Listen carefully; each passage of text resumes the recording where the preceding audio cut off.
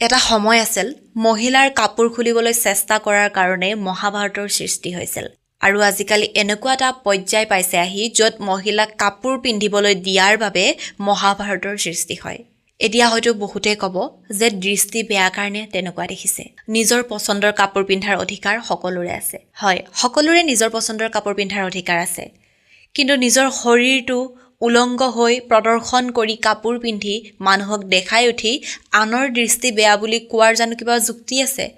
আপুনি যেতিয়া নিজৰ শৰীৰটো চাৰিওফালৰ পৰা প্ৰদৰ্শন কৰিব তেতিয়াতো সকলোৰে চকু আপোনাৰ শৰীৰটোত যাবই।